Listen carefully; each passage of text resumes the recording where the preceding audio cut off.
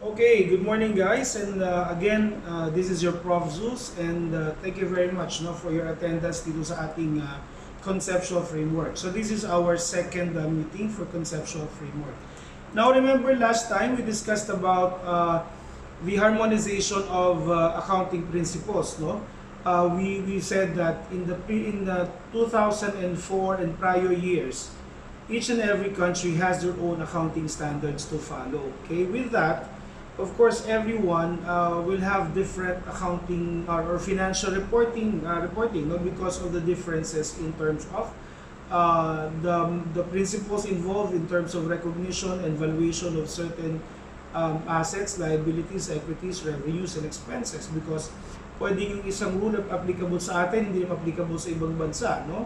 So multinational companies had a hard time in terms of you know um, the owners being able to comprehend the financial statements of the entity and as a whole, no? And then they also have to consolidate. Okay, there's the requirement of consolidating. So pag consolidate nila yon, it's gonna be like what, a fruit salad. Sabi nga natin, di ba? If you can assign fruits to each and every country that has their own accounting standards or set of accounting standards, and then when you mix them all up, because combination or consolidation is actually adding all the figures, no? But they're using different principles. So what are we going to have? We will have the fruit salad, no? Which is good to eat but not good in the financial statements, because it will distort the analysis, no, of investors, of owners of the company, and even management. So 2005, we saw harmonization of accounting principles. Now it started in the UK, and the standard setters then started to adopt in different countries, started to adopt the international financial reporting framework. Okay, and in the Philippines we adopted that in 2005. We have the FRSC, which is part of the discussion last time, no?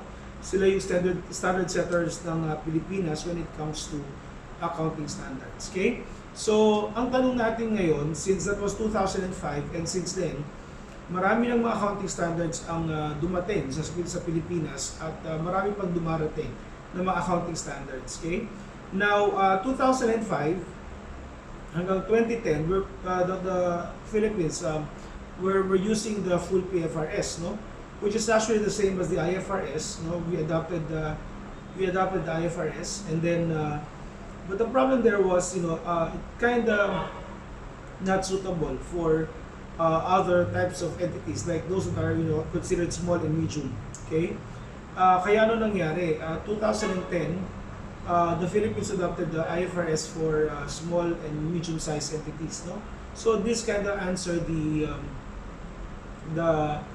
concern of small and medium sized entities, because they're not as big as the others, but they're using the same standards as what the bigger companies are actually using. Okay, so may mga requirements that would entail additional costs to the small and medium-sized entities. No, like say for example, under the standard, no, they have to engage in the services of an actuary, okay, for the valuation of the retirement benefits of the employees, and that's an additional cost. Okay, even the preparation, the disclosure requirements of financial statements under full PFRS. Okay, medyo expensive siya because masyadong maraming requirements. Okay, so with SME that was adopted 2010, it kind of softened a bit, no, yung mga disclosure requirements ng ating standards. Okay, so ang tanong naman doon time na yun, so everything seems to be okay, but then the question there is, when do you use PFRS and when do you use PFRS for SMEs, right? So to the 2010 I think, or 2011, the Securities and Exchange Commission came up with its guidance, no? The guidelines on when to use the standards. Okay, so you have here on the presentation slide, no? What SEC did is actually to classify the entities into large, small, and micro, and they base their classification on the total assets and or total liabilities, no, of the entities. Okay, so if the total assets of the entity is below 3 million pesos, then that they are considered micro. Okay, and when they're considered micro, they can use the former standards that we are following, which is the SFAS or tax accounting, which is essentially the cash basis. No? If the assets is 3 million to 350 million, and liabilities is 3 million to 250 million, then they are considered SMEs. Okay, as SMEs, then they have to follow they actually have an option, no, whether to follow the SME or to follow the large entities. Meaning the full PFRS, depending on certain conditions. Okay, if they met certain conditions, then they can use another framework, which is large entities. No, that then for entities with total assets more than 350 million or total liabilities of more than 250 million, they are considered large entities, and therefore they have to use the full PFRS. No, so yan. Kaya lang ngayon, starting last 2019, no, 2019, we adopted again another standard. No, but only in the Philippines. That is the Philippine Financial Reporting for small entities. No, so hindi na siya SME. Yung isa small, so mas maliit na than an SME.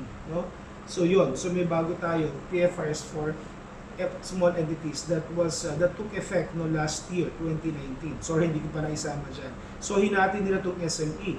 Ang naging nila is 100 million. So if 100 million or less, that's gonna be considered as small entity. Okay? So these are the criteria for using full PFRS. So ito yung mga entities that have issued securities listed for trading on an exchange. So meaning all have you heard of the Philippine Stock Exchange, guys? Narinig niyo na ba yung Philippine Stock Exchange? Guys, are you there? Baka ako na lang mag-isa dito. Yung narinig niyo na ba yung yung stock market? Can someone acknowledge para alam ko kung walang problema dito sa sound system ko? Hello? Hello?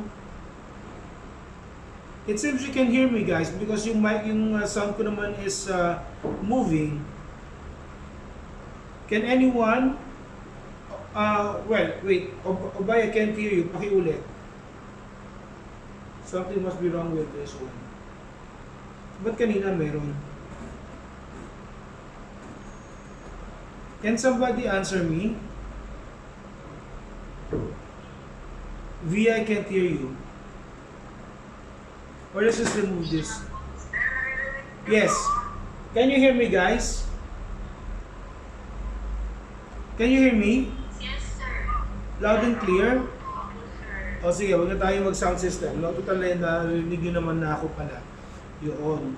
So, asa na tayo? So these are, have you heard of the Philippine Stock Exchange? Has any one of you heard about the Philippine Stock Exchange, guys? Meron na bang aware sa inyo about the Philippine Stock Exchange? Stock market. Stock market. Okay. So at least alam nyo na, no? At least alam nyo yung stock market. Tama ba? Yes, sir. Okay, that's good. Guys, stock market is a good way of investment. No? But of course, if you are not familiar, then don't get yourself too much involved in it. No? Kasi baka, that's the fastest way for you to earn your money, but also that's the fastest way for you to lose your money. So you have to exercise caution in placing your investment. So especially if that's you've worked so hard for your allowance and all the stuff, tapos biglang mawawala sa inyo. So yun, no? Kaya you have to learn first. Okay? So yeah, I mean, I'm actually investing in stock market, and sabi nga sa inyo, during the pandemic, nag-invest ako. No? I've earned some, then suddenly bigla nag-red lahat, no? Nagulat ako, pero hindi naman ako na-shock dahil alam kong it will happen because of the situation, no, that we have right now. Tayo ay nasa pandemic pa. Okay, kaya yon. Pero ngayon, it seems nakaka-recover naman na. So tingnan natin if it will eventually if it will eventually be okay, no? But we really don't know. Okay? So lahat ng mga companies that are listed in the stock market, no, they have to use the full PFRS. Yan. Entities with assets of 50 million and having 200 or more holders, each holding at least 100 shares of a class of its equity securities. So ibig sabihin nito, guys, kasi yung mga entities, no, we have this what we call yung publicly listed companies, yun nga sa stock market, no? Pero yung iba naman, hindi sila publicly listed, but they have stockholders, no? Holding 100, at least 100 shares. So if they have like 200 or more shareholders holding at least 100 shares, then they are also considered public, no? So they have to use the full PFRS. Entities which are in the process of filing their financial statements for the purpose of issuing any class of instruments in a public market. Again, if the company is not yet listed but they're going towards being listed, no, that is of course selling their shares in the public, then they have to use full PFRS. Entities that hold assets in the fiduciary capacity for a broad group of outsiders such as bank, investment house, finance company, insurance company, securities broker and dealer, mutual fund, and pre-need company. Okay, so itong mga to, again, though they are not listed, but they have this fiduciary capacity. They are holding the money of others, like banks, for example. Di ba, when you deposit your money in the bank, then they're the ones holding your money on your behalf, no? So they have to use the full PFRS. And public utility entities like the Meralco, mga telco, no? Mga bus operators, they have to use the full PFRS.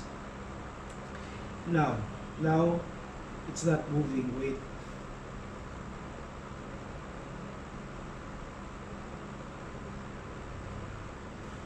Ayan, sabi nga nila the show must go on, no? Ayan. And then for SME naman, so if they're not in the process of filing their financial statements for the purpose of issuing any class of instrument in a public market, meaning wala silang plano sa ngayon, no, na maging publicly listed company. Tapos yung assets and liabilities na meet nila, entities which are not holders of secondary license, no, like that of the insurance company, mga bangko, mga sinabi natin kanina, no, and of course, they are not a public utility company.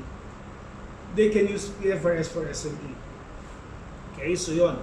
Now, may mga exceptions ako sinabi sa inyo kanina, di ba? When an SME can use another framework rather than using the PFRS for SME, because ito may option siya. Unang-unang example dyan, for example, before year-end, no? Meron yung isang company na cash balance of, say, 300 million. Sabi natin, total assets of 300 million. Sabi natin, pagka total assets, dapat should be 350, di ba?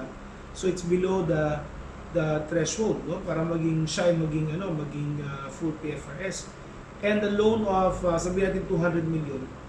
So below, kasi 250 yung sabi natin for loans, di ba? So essentially, they should be using PFRS for SMEs.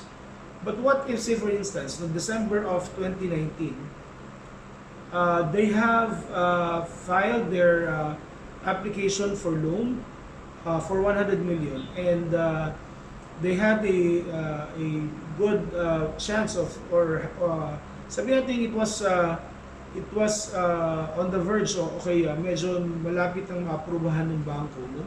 So in effect, probably they were informed by the bank that the loan proceeds will be issued by January. Okay, so they have that if the loan proceeds is released to them, then that's 100 million. So yung cash nila magiging 300 plus 100, 400, right? And then yung kanilang loans or liabilities from 200 magiging plus 100, that's 300. So therefore, they are expected to exceed, okay, to breach the threshold, no, for PFRS for SMEs. Magiging full PFRS. So in that case, if they think that the change or the increase is somehow permanent, no, hindi yan short term lang, yan magiging long term for them, no, because it's a long term loan, for example. So medyo matagal bago nila bayaran. So probably the loan will be above 250, no, for the next 1, 2, 3 years or more. So kinakailangan nilang gumamit ng full PFRS. That's one of the exceptions, no, mentioned by SRC Rule 68. Now guys, if you can get a hold of SRC Rule 68, you can search it sa Google. That will give you some yung pinakabagong kunin nyo. I guess the newest was 2019 or 2019 meron na, no? Because of the adoption of PFRS for small entities, nandun na yun. Parang nakita ko na siya. So, if you can get a hold of a copy of SRC Rule 68, please go through the SRC Rule 68, no? Kasi itong mga to, kinuha ko doon, no? Except for the small entities. And that will be part of your exam next week. Okay? Now, ano ba yung conceptual framework? So, conceptual framework, it provides an overall theoretical foundation for accounting intended to guide the standard setters, preparers, and users of financial information in the preparation and presentation of financial statements. So, ito yung sabi nga natin, di ba? Ito yung backbone natin. Ito yung nag-guide sa atin. Whenever we prepare financial statements, no, we always have to check on the conceptual framework.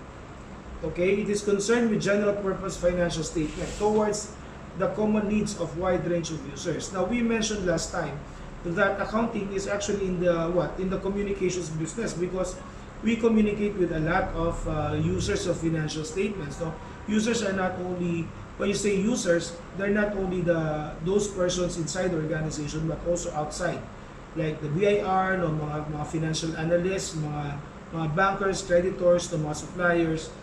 They are from outside. They're actually outside users of financial statements, no? But they need the information, so we give them general purpose financial statements, which aims to what? To address, no, the common information needs of all the users, no, across all the users of financial statements, no. Kaya nakalagay dyan directed towards the common needs of the wide range of users. Kaya nga, kapag ka ang user mo ay management and that is a special report, then you will learn in your higher accounting, you have their managerial accounting. So managerial accounting would address naman yung information needs ng mga internal users of financial statements, no? Do we mean merong ibang set of books of accounts? No. We're not saying that it's a separate set of books of accounts, but of course, iba yung information needs kasi ng mga managers within the organization. Say for example,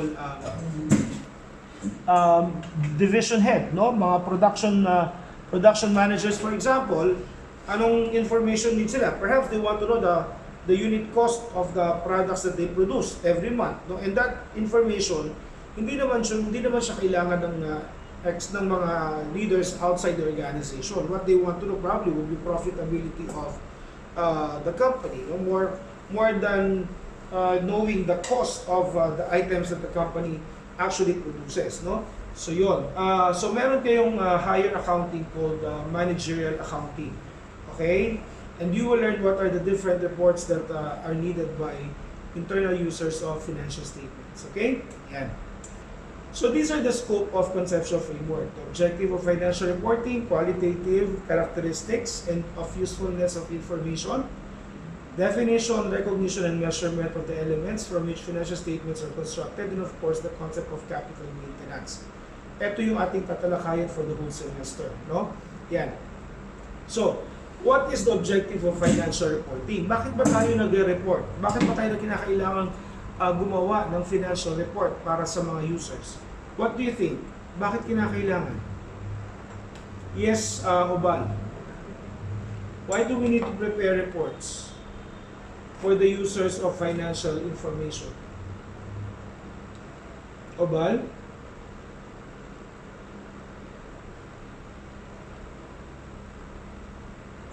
Sir. Sir, para makita ng company yung lumalabas na pera tapos pumapasok na pera. Okay. Tama naman yan, Ubal. Ano pa? Bakit pa? Mary Jane. Tama yun. Ano no? Si Michael, sir, si Si Michael. Mikey yung sumagot? Yes, sir. Okay, sige. Si Bulala pala yung sumagot. Sorry, I didn't see that. Miss Jane Tamayo. What can you say?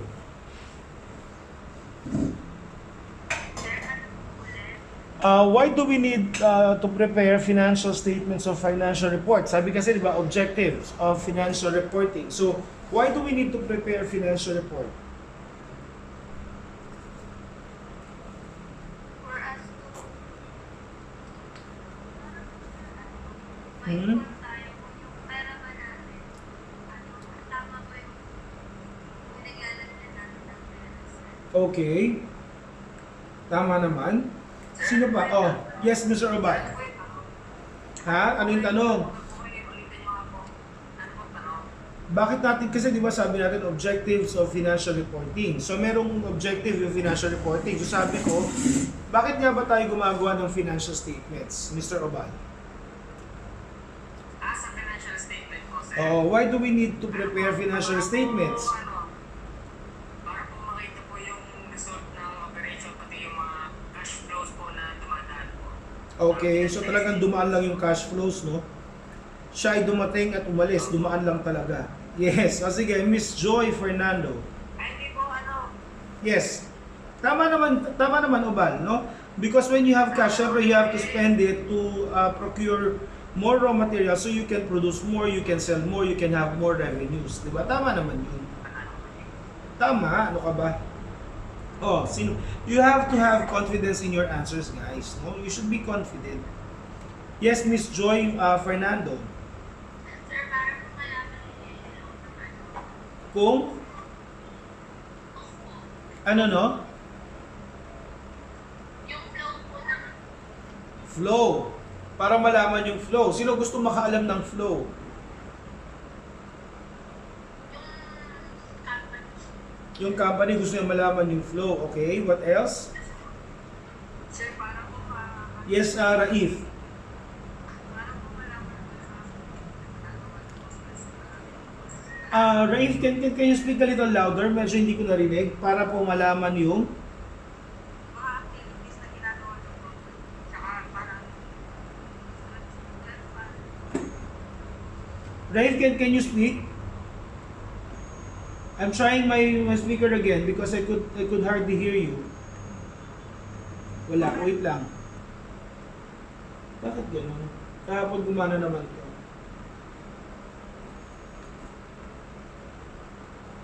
Anyway, sige Raif, what is it again? Okay, what is it again? Raif? para po sir malaman yung mga activities na ginagawa niyo po. Okay. Mas transparent. Okay, for transparency, that's correct. What else? CJ and Cheta. Erin. Sir, ano po, financial reports help investors and creditors to evaluate the company's financial performance po. And through financial reports, din po natin na-determine yung financial health ng isang company. Okay, that's good. Erin. Yes, yung tinawag ko kanina, sino nga ba yun? Sorry, I forgot. Sige, ikaw na lang, Angelica. Can you please turn on your webcam para alam kung kayo yung nasa harapan ng webcam? Baka mamaya, baka pictures nyo lang. Turn your webcam on, guys. Yan. Sino yung tinawag ko? Angelica. Sir, ako po. Angelica. Yes. Turn on your webcam. Bulalakaw, turn on your webcam. Raif, turn on your webcam. Hi, sir. Aba, may mic pa to si Bulalakaw Mukhang magko-concert ka dyan Ready ka sa concert mo Yes, Angelica. Tingin lang. Yes, Angelica. Let's hear from Angelica. Angelica, can you speak a little louder, please? Yes. What is the objective? Why do we need to prepare financial reports or financial statements, Iha?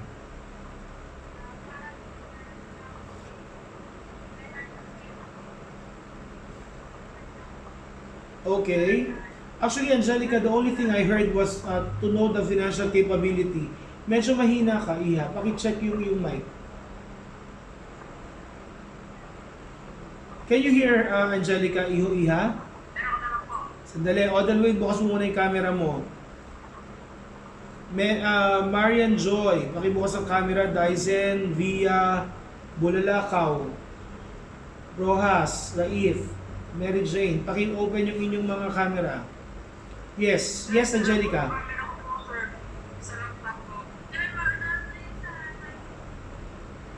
Ano yun, Angelica? Sa headset. O sige. Can you chat na lang dun sa chat box, then I'll just read your answer. Sige, while waiting for Angelica's response, no? Let's have Richmond. Richmond? Richmond? May sagot na po ako. O, sige, Obal. Sandali. Richmond, we can't hear you. May problema sa mic mo. Pakiayos.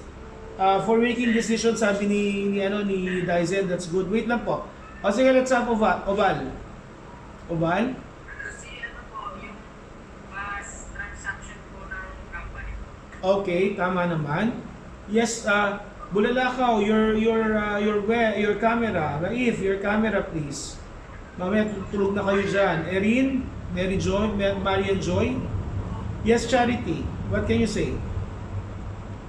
Why do accountants need to prepare financial statements?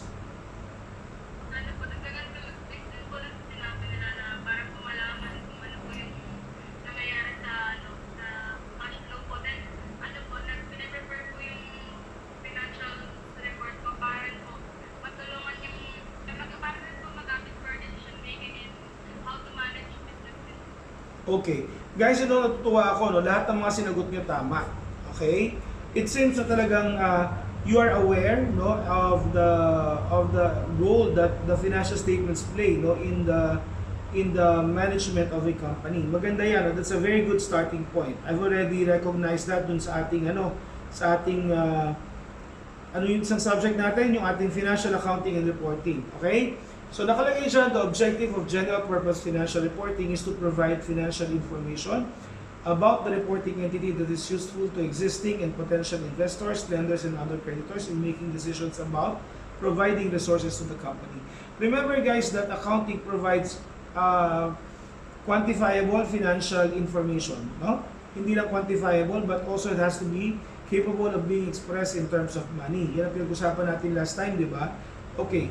Now, there are users who use the financial statements to make big decisions like should I invest or should I not invest? Should I, give credit to this company or not? Should I extend credit to this company or not? Should I continue selling goods on account for this company or should I convert it into cash on delivery or whatever other terms that may be suitable, no? Considering their current financial position or financial status, no, or yung health ng company. Remember that those are the entities that provide resources to the company, like creditors, no, yung mga investors, mga trade suppliers, they provide resources. So the thing is, they're also into business and they want to make sure that the company that they are extending or providing resources to can actually pay off, no, in the future when the obligation is due. Because if they will not be able to collect, then baka sila yung hindi magdire-diretso ng negosyo, di ba? So there are important decisions to be made by different parties, not only within but also outside the organization. That's why we have to prepare financial statements for them to be informed, no? Ano na ba ang estado ng company? Remember we said that the financial statements actually provide a good information, no, to the users about the financial health of an organization. Looking at the assets, the liabilities, no, and the equity, users of financial statements, okay, will have a clear idea or picture of where the company is. Okay? Kung nasaan ba yung company, what is the real status of the company with regard to the financial condition or their financial health. Okay? So essentially, that's the reason why we provide financial information or financial statements. No? Again, we call that general purpose financial statements. So because they are the same, one report will be able to provide the information needs of all users, no, of information, whether they are within the organization or outside the organization. Okay? So I guess that is very clear to you guys. No, ano ba yung objective ng financial reporting? Remember, we are providing information to the users for them to be able to make founded decision, no, a wise decision. Okay? Because that will affect the future of the company and of course the future of those providing resources to the company. Okay? Now, what are the fundamental characteristics of financial reporting? Okay? So, qualitative characteristics are those qualities that make the financial information useful to its users. Okay, remember that. Kinakailangan may mga characteristics, no, para maging useful ang isang financial information. Kasi kung wala itong mga characteristics na to, then even though we have submitted our financial report, no, mga financial statements, okay, it loses its value to the users of financial information. Okay? So these are the two fundamental qualitative characteristics. One is relevance and the other one is faithful representation.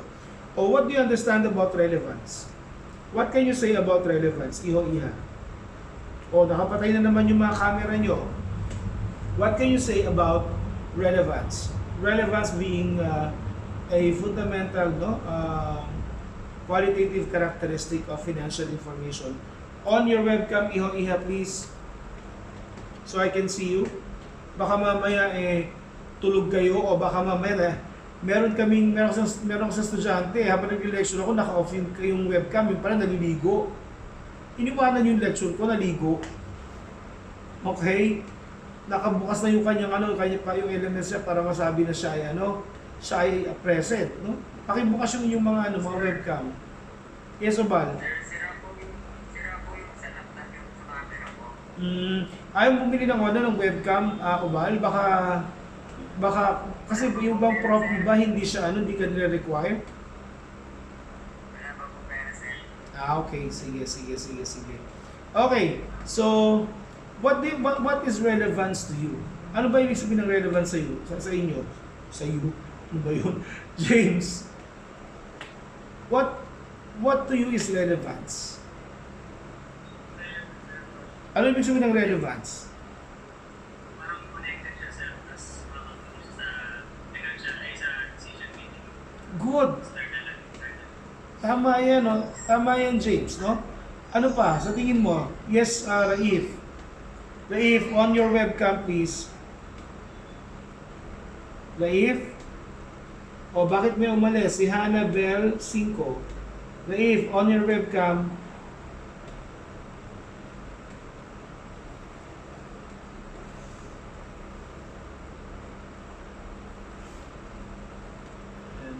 Kasi pag nakaganyan, nahirapan ako magsalita. Medyo na hindi clear. So kaya naganyan ko yung bibig ko. Sira, sige. Sira daw yung webcam ni Raif. O sige. So Raif, ano ba yung relevance sa tingin mo?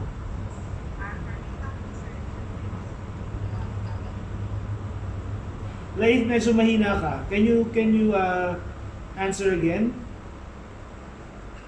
Sir, tara po sa akin. Did you hear him, guys? Hindi. Parang hindi ko siya nadinig, no? Umpisa lang yung malakas. Pakiayos siyang yung mic mo, Raif. Marian Joy, Fernando. Oh. What is relevance to you?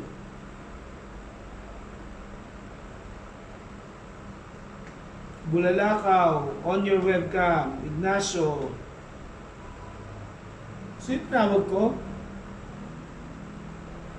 Sinabi ng wag i-off ano ba? Para alam ko naka-attend kayo sa klase ko. Fernando, ikaw yung tinawag ko nga pala. Oh, ano ba yung sinasabing relevance? When can you say that something is relevant to you?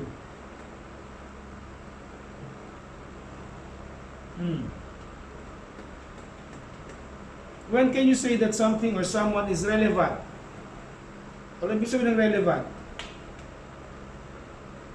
Tingin nyo.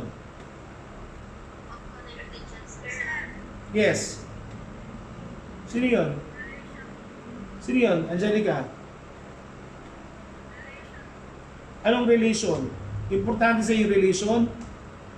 What do you mean by relation, Angelica? Okay. So, meaning ng relevance sa'yo is relation, no? Sige. So, yung nawawala po, di ko maintindihan. Okay, sige. Sino yun? Bulalakaw.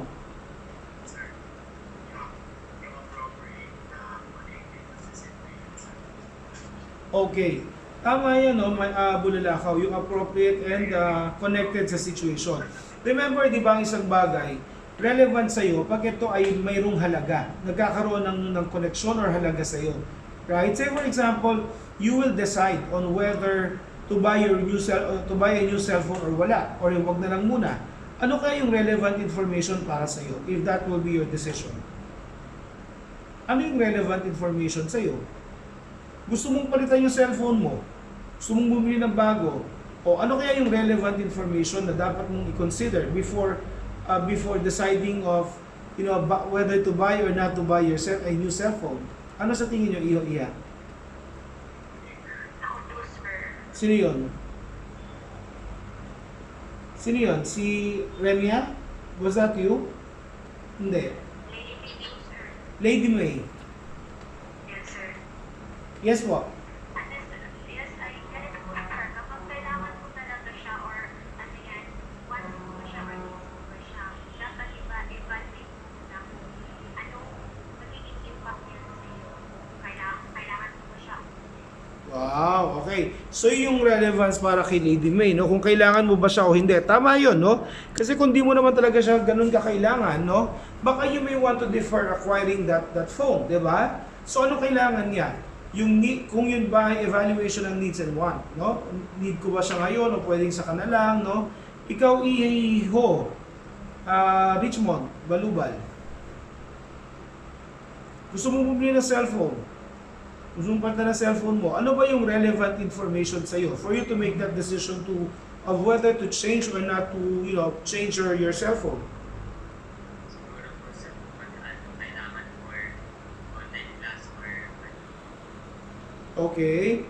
Oh, hindi ba relevant sa inyo kung kayo ay may pera o wala?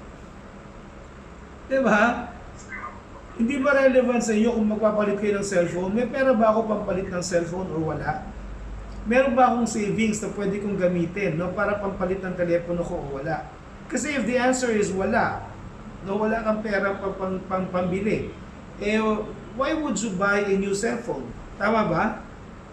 Ay di mag-piece ka muna sa dating cellphone mo. So yun ang sinasabi nating relevance. So kinakailangan yung financial information for it to be useful to the users, kinakailangan una, meron itong relasyon, ito ay relevant, no, meaning importante sa gagawin niyang desisyon. Okay? Now, he will be using the information to make big decisions. Okay? So therefore, the information that we provide should give him the information that he needs to be able to make that decision. Relevant siya. Okay? Yun yung tinatawag nating relevance. Okay? Ano man sa tingin mo yung faithful representation? What's your idea about faithful representation? Yes, Miss April Rose Escalada. Ano kaya ibig sabihin ng faithful representation? Sir, ano po? April? Ano yung faithful representation, April? Can you speak a little louder, April? Hello, sir. Narinig na po. Yes, narinig na kita. So what is faithful representation? Yung faithful representation po, dapat po accurate po yung mga information para po ma-reflect po talaga yung condition ng business. And para din po, para makuhanan po natin yung trust ng mga investors pagka po nakakita po natin na accurate po lahat po nasa financial statements natin. Okay, that's very good, no? April Rose Escalada. Siyempre, di ba, a relationship would start, no? Kapag ikaw ay honest, di ba? Dapat honest ka. Kung meron kang i-invite no, sa company mo, dapat honest ka sa kanila.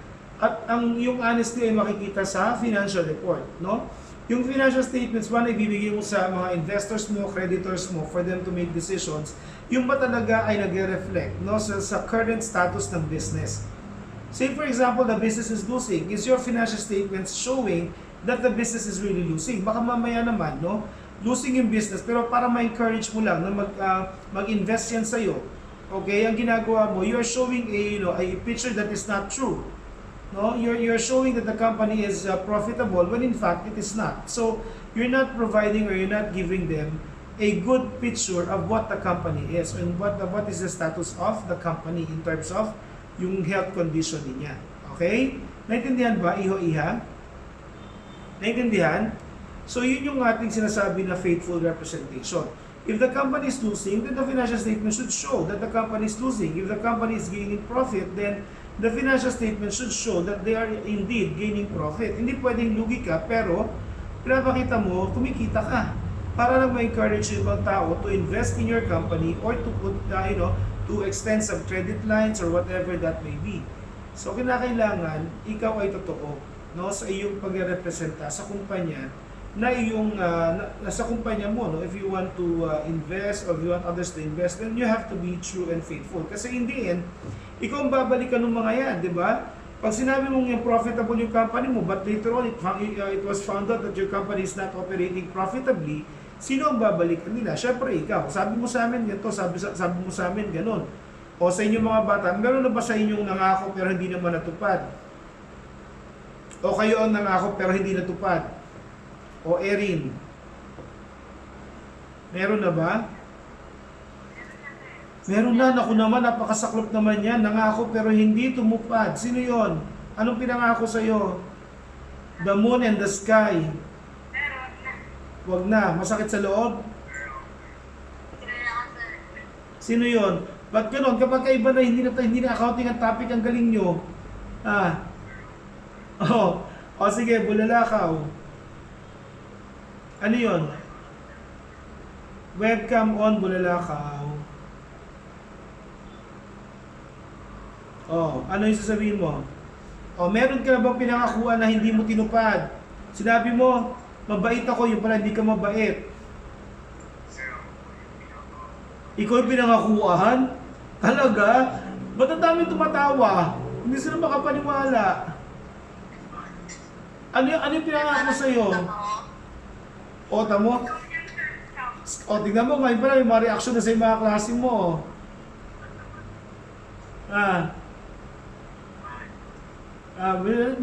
Parang ayaw naman, hindi kayo niniwala na siya yung pinangakuan. Ayan, seryoso na raw siya, hindi siya tumatawa. Ha? Ano? Ba, naka-mic pa talaga, mukhang kakanta ka talaga, bulalakaw, pag nagkaroon ng face-to-face encounter, total, I will be your professor for the next, for another year, no? So, we will have a chance para marinig yung pagkanta ni Mr. Bulalakaw. Sir, marunong ako kumanta, sir. Kaya nga, kumanta ka. Anong kanta, sir? Kahit ano. Meron gustong mag-join kung kailan patapos na tayo. Ano ba yun? Sino? Sino ka nga? Si Obal? Wala ka sa screen ko eh. Ikaw nga, kumanta ka na. Nico? Hi, sir. Sir. Obal? Anong bakit? Hindi, akala ko ikaw nagsasalta kanina, hindi pala ikaw. Sir. Sir, lag po kayo. Naglalag ako? Naglalag ako? Obal, ikaw ang naglalag. Baka sa'yo lang. Okay? So again, this is one of the challenges that we have to face, no, with this online class. But we don't have a choice, no. We just have to adapt to this new thing. We hope that this will come to pass na rin naman, no. So let's just keep on praying na mawawala na to si coronavirus para we can be back in our own life, no, na we see each other sa school, no, so you can ask more questions, we can be more interactive, no, with each other. Okay, we'll stop the class na, no, hanggang dun muna tayo, but please prepare for a short quiz on Wednesday. Okay, there'll be a short quiz on Wednesday. That's gonna be from yung first 30 minutes will be a quiz, no, very very short quiz and easy quiz, no, para lang matest ko kung merong retention sa mga naituro ko sa inyo. Okay? I might also call for a special class since you were not met by by our assigned faculty, so you've lost quite a lot of time. And I'd like to make up for that para at least hindi tayo madedelay. We can interact more, we can discuss more, no, para sa mga future accounting subjects din niyo. Okay? Okay guys, thank you very much for attending, but please, wait lang. Paki-smile muna, yes. Sandali, smile muna kayo. Pag kukuha ako ng picture, For attendance. Oh, smile. 1, wait lang. 1, 2, 3, smile. Ano na naman yan nasa kamay mo? Scam na naman yan. Wait ipapaste ko lang to. Wait lang. Anong date ngayon? September 11. Ano yung subject natin? Conceptual framework. Ang problema ko yung wala sa frame. Naku, paano ko makuha attendance nun? Kasi bulala ako, talaga kumanta. Siya ang nagwagi. Ay nako. Anyway guys, thank you very much, no? And I'll see you again. When will I see you? Tuesday? I'll see you Tuesday, no? For the partnership and corporation. Do you already have the book? Do you already have the book of Dean Pat and Pleo for the partnership and corporation? So hindi ka po marinig. Wala pa kayo? Please get a copy of the book, ha? Because we will start a discussion, no, about partnership and corporation on Tuesday. Okay? Stay safe, guys, and I'll see you again next week. Bye, guys.